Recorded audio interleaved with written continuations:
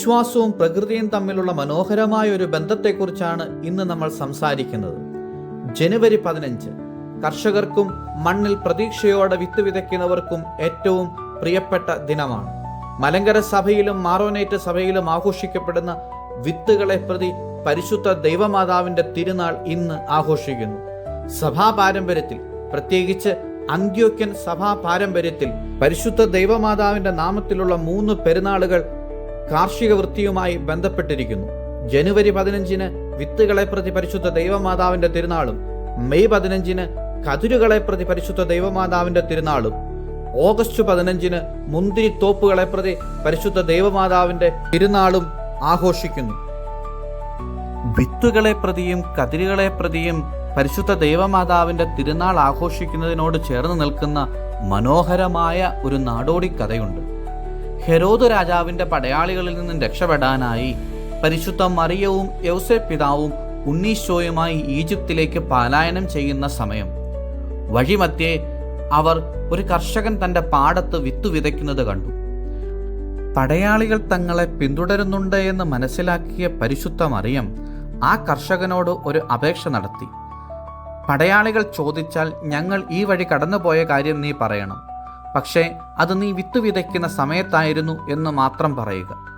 അത്ഭുതമെന്ന് പറയട്ടെ, അവർ കടന്നുപോയ നിമിഷം തന്നെ ആ പാടത്തെ വിത്തുകൾ മുളയ്ക്കുകയും ഗോതമ്പ് കൊയ്യാൻ പാകത്തിന് വളർന്നു നിൽക്കുകയും ചെയ്തു. പടയാളികൾ അവിടെ എത്തിയപ്പോൾ കർഷകൻ സത്യം പറഞ്ഞു. അവർ പോയത് ഞാൻ ഈ പാടത്ത് വിത്ത് വിതയ്ക്കുമ്പോഴാണ്. കൊയ്യാൻ പാകത്തിന് വളർന്നു നിൽക്കുന്ന വിളവുകൾ കണ്ട പടയാളികൾ വിചാരിച്ചത് അവർ മാസങ്ങൾക്ക് മുമ്പാണ് ഈ വഴി പോയതെന്നാണ്. അങ്ങനെ ജോസഫിനെയും മറിയത്തെയും പിന്തുടരുന്നത് പടയാളികൾ അവസാനിപ്പിച്ച് മടങ്ങിപ്പോയി എന്നതാണ് നാടോടിക്കഥ. വിശുദ്ധ യോഹന്നാൻ ശ്ലീഹായുടെ സുവിശേഷത്തിൽ വായിക്കുന്നതിൻ പ്രകാരം കുരിശിൽ കിടന്നുകൊണ്ട് യേശു തൻ്റെ അമ്മയെ, താൻ സ്നേഹിച്ച ശിഷ്യനെ ഫലമേൽപ്പിച്ചു. സഭാ ചരിത്രപ്രകാരം യോഹന്നാൻ ശ്ലീഹ പരിശുദ്ധ മറിയത്തെ എഫേസുസിലേക്ക് കൂട്ടിക്കൊണ്ടുപോയി. അവിടെയാണ് മറിയം തൻ്റെ ശിഷ്ടകാലം ചിലവഴിച്ചതെന്ന് വിശ്വസിക്കപ്പെടുന്നു. പരിശുദ്ധ മറിയത്തിൻ്റെ പേരിൽ സഭയിൽ ആദ്യമായി ഉണ്ടായ കൽപ്പനകളും ചടങ്ങുകളും എഫേസുസുമായി ബന്ധപ്പെട്ടിരിക്കുന്നു.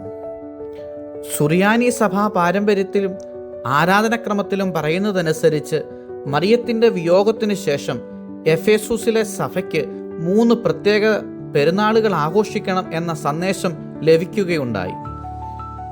യോഹന്നാൻ ശ്ലീഹ മറിയത്തിൻ്റെ തിരുനാളുകളെ സംബന്ധിച്ച് ഈ സന്ദേശങ്ങൾ അടങ്ങുന്ന ഗ്രന്ഥങ്ങളുമായി എഫേസുസിലെത്തിയപ്പോൾ ആ വരവിനെ ആകാശം സ്വീകരിച്ചത് പനിമഞ്ഞ് പൊഴിച്ചുകൊണ്ടാണ്.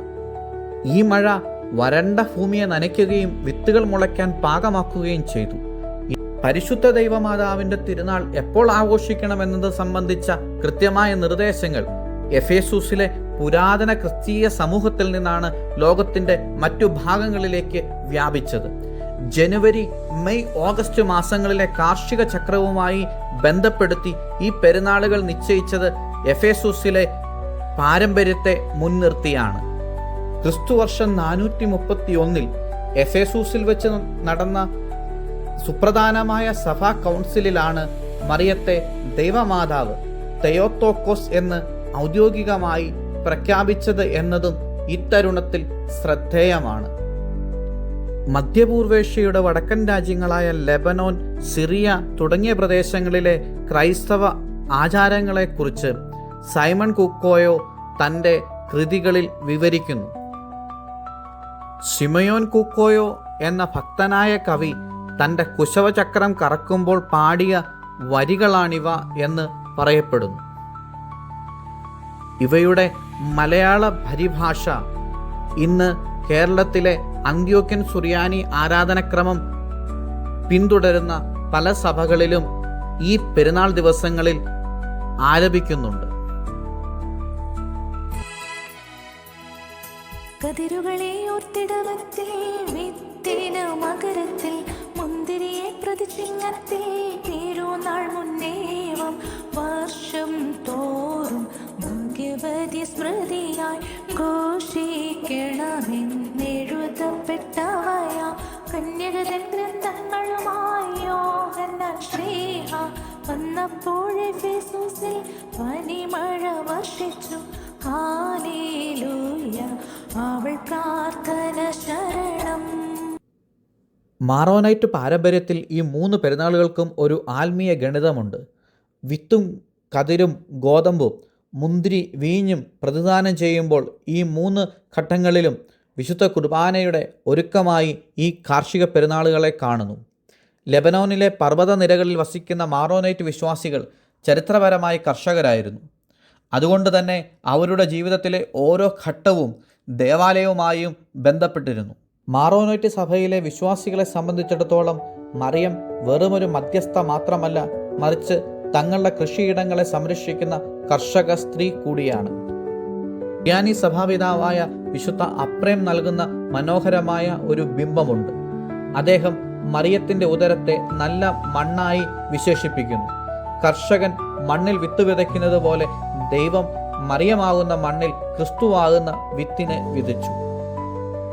ഭൂമി വിത്തിനെ സ്വീകരിച്ച് ആഹാരമായി മാറ്റുന്നത് പോലെ മറിയം വചനത്തെ സ്വീകരിച്ച് അത് ലോകത്തിൻ്റെ ജീവന്റെ അപ്പമായി നൽകി. ജനുവരി 15-ാം തീയതി വിത്തുകളെ പ്രതി പരിശുദ്ധ ദൈവമാതാവിൻ്റെ തിരുനാൾ ആഘോഷിക്കുമ്പോൾ വിശ്വാസികൾ പള്ളിയിൽ വിത്തുകൾ കൊണ്ടുവരികയും വൈദികൻ അവ ആശീർവദിച്ച് നൽകുകയും ചെയ്യുന്ന പാരമ്പര്യം ഇന്നും സഭകളിൽ നിലനിൽക്കുന്നു.